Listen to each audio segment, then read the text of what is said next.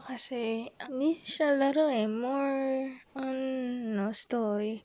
Well, ito makikita niyo, title or yung pangalan ng game, but you seem fine. Kasi mag-new game tayo. Use headphones for the best audio experience. This visual novel is based on a true story, but it's not meant to substitute professional help, nor reflect the range of experiences surrounding invisible illness. Thank you. Invisible illness being mental illness, I think. This isn't fair, sabi ni Ray. This isn't how it's supposed to be. Why can't I find some answers?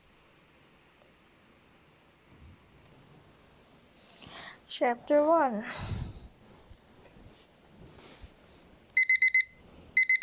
You awaken in your bedroom. The sun is shining in through the window. It's just another Monday. Your computer is sitting beside you on the bed, still open to the paused screen from the night before. You must have fallen asleep watching the new season of Super Space Sailors, a documentary on genes and cloning, or a performance by Yo-Yo Ma.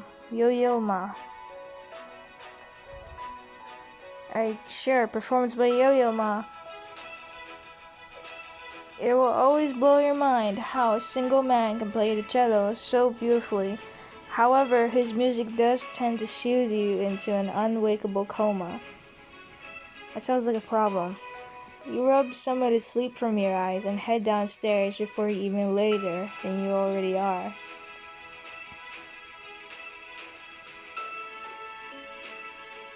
Mom, good morning, sweetie. If you had slept any longer, I would have left you to fend for yourself. But since I have time to spare before heading off to work, what would you like for breakfast? Bacon and eggs, Johnny cakes, I don't know. I have no idea what Johnny cakes are.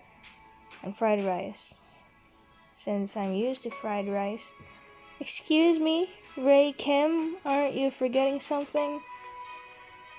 Please, would you do me the absolute honor preparing me breakfast, dearest mother?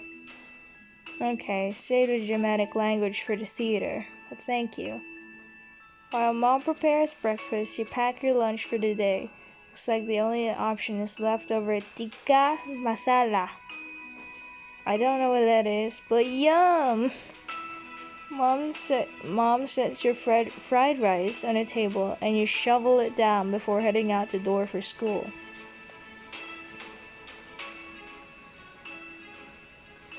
You arrive at school in record time. Was it breakfast that made a difference? Mom always was a killer chef, and fried rice has never failed you. You're lost in thought and heading toward your locker when you spot the one, the only, Sadie! What do you do? Inquire about life, complain about school, discuss the latest episode. Of course we're gonna discuss the latest episode. You start to ask if she has seen the latest episode, but... Achoo! Sorry, hope I'm not coming down with anything. Where's your mask? Hey, I love you, but keep your distance, okay? I've got creative writing this afternoon, and if I don't finish my draft by Friday, my teacher is going to behead me. Oh, Jesus. How medieval. Are you sure you don't want a big ol' hug? Sadie screeches and sprints down the hall, much to the annoyance of the hall monitor nearby. Chuckle to yourself and head into your first class of the day. Ray, Sadie, and Mom. Home sweet home. Mom and Dad won't be back from work for a couple of hours, and there's a lot to get done. Homework, 'cause I am a good student. Maintaining good marks does not come without effort. You think you heard someone say that at some point. Regardless, they dive headfirst into some worksheets from today.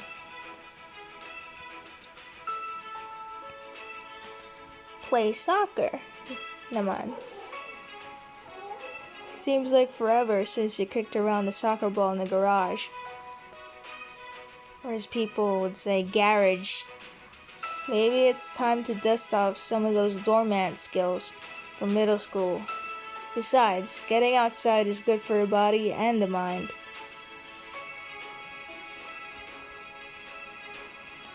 Practice, practice, practice. Cello. You're feeling artistic and musical. Plus, the swan from the Carnival of the Animals has been stuck in your head since you heard it earlier in class. Pick up your bow and start playing. That's enough for one day. Your throat is starting to feel a bit scratchy. Maybe it's allergies? Either way, you better get some rest. You shuffle into your bed and call it a night. Oh, you don't look good. You wake up in the next morning totally unable to breathe. That is until you open your mouth. Your nose is completely congested and you can barely make a croaking noise without your throat burning. Yep, I'm sick. This blows. What do? Play video games, catch up on homework, or sleep? Catch up on homework! As I said, I'm a good student. You pull your laptop out to try and work on that extra essay. Since you're homesick, maybe you can get an extension. But it's going to need to get done eventually, so why not start now? After a couple of hours of quality working time, you set your laptop aside. Your eyelids get heavier and heavier. Slowly you drift off into deep slumber. Turns out this cold hit you harder than normal, and recovery is taking longer than you're used to. You miss a full week of school while you're sick in bed, battling fever, congestion, and throat pain. 1 week later. You finally feel well enough to come back to school. You're excited to be back in the swing of things. You missed orchestra, you missed drama club, and most of all, you missed your friends.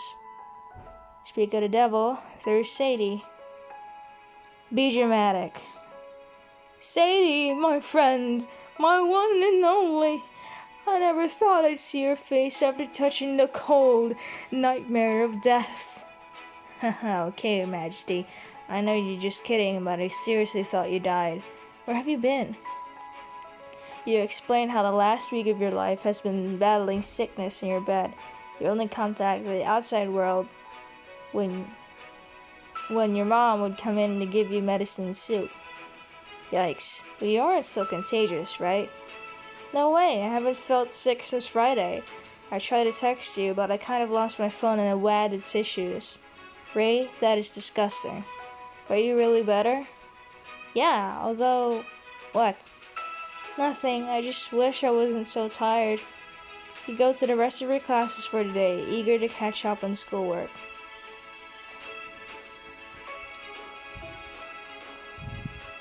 School is over, what do? Chamber orchestra, drama club, work on writing and Sadie. Spend time with my bestie.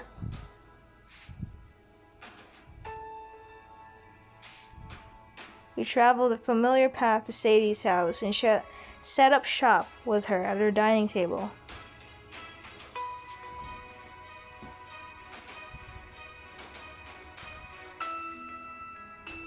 You realize that if we wanted to, we could register to become an official club with the school.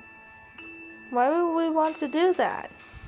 Well, we could use the classroom for meetings, maybe we get some money for snacks. I'm sorry, but does Sadie have two moms? Or just one mom? You see that picture in the... What's that in the corner? In the top right? Next to the house plant? Is that... It's Sadie, right? That's Sadie and her sister or her mother or something. And then the dog? Excuse me, what's wrong with my lovely home? And we have snacks right here. Stale Cheetos do not count. Whatever, more for me. Now help me come up with a name for this new character in my story. She's a teenage princess who's also an assassin, and her mark is your betrothed prince. Oh god. So it's one of those stories, okay? One of those stories, if you know what I'm talking about. I thought your story was about space ninjas. That sounds like a Marvel. It sounds like a Marvel Universe story, if I'm being honest. It is. Alright, how about Alexander Hamilton? What about Casey? Aw, cute. Okay. Two of you laugh and work on your stories until it's late and you're both tired. You thank Sadie's parents. You thank Sadie's parents and head back home. Since when did you go? Since when did you get so exhausted so easily? Imagine you name it Alexander Hamilton, and then you just get sued for. When you wake up the next morning, you're stuffy, have a fever, and an incredible headache. How are you sick again? You just got better. It looks like the sickness is back for round 2. Ugh, I would give anything to stay in bed longer. There's a knock at your door. After a short pause, Mom comes in. I know you're not still in bed. It's nearly time for me to go to work. Mom, please. Ray, you're not looking so hot. I don't feel 100% better. Looks like that cold decided to stick around a little longer. Stay home. I'll call the school and get you excused. It's better to sleep and let this bug pass. You want to argue? You have a ton of schoolwork and a million club responsibilities. Thought of going back to sleep is just too tempting. Thanks, Mom. Mom smiles back and heads into the hallway. You fall asleep once more.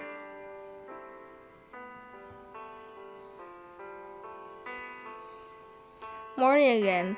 The sun streams through the window, forcing you to shield your eyes. I'm heading off to work, but I leave some medicine on the nightstand. Feel better, sweetie? You grumble in response and fall back asleep as she leaves. Damn.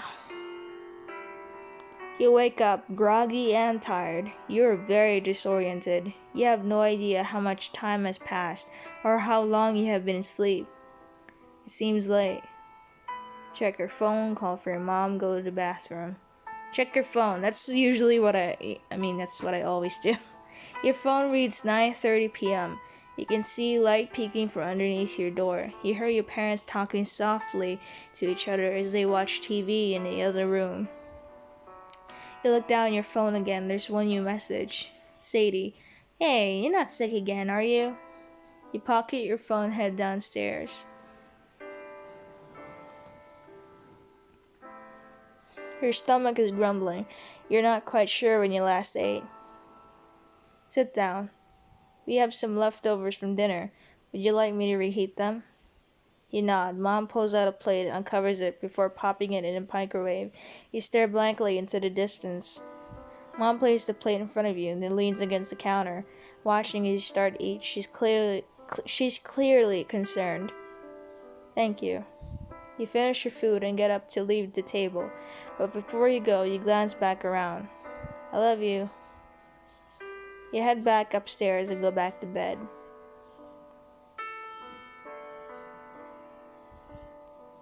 You wake up again. Some time has passed, but you don't know how much. Well, the get up option is crossed out, so I guess you're going back to sleep. Waking up again, you realize you're no less tired than when you last slept. You have no clue how long you've been asleep. I sleep again. You rub some of the sleep from your eyes. Mom is looking at you, worried. You frown. We're going to the doctor, sweetie. Time to get up. You grumble. She helps you get dressed, and you stumble into the car. Going to the doctor, sweetie. You and your mom are at the doctor's office, here to see your primary care physician, Dr. Harris. What brings you in today? I'm sorry, I was about to make a joke about his hair and, his name, but I decided not to. Mom explains the getting sick, the endless sleeping, the suddenness of it all. Well, I'll do some checkups, see if anything is wrong. He has you open your mouth, say ah. He checks your eyes, your ears, your nose. He pulls out his stethoscope and listens to your heart. He listens to you cough. He listens to you breathe. Takes your temperature, tests your reflexes, takes your blood pressure.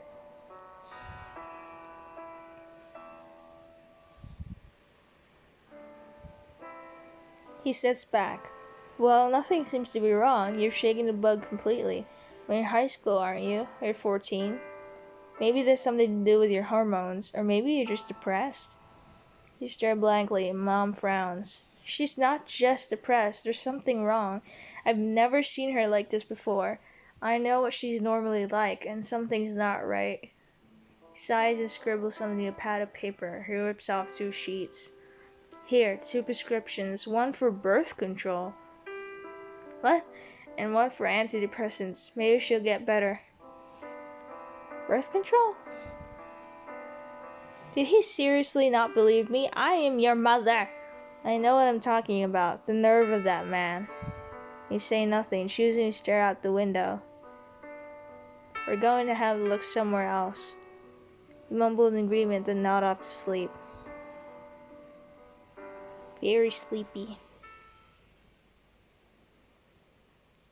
Chapter 2. I guess this is where we end the video.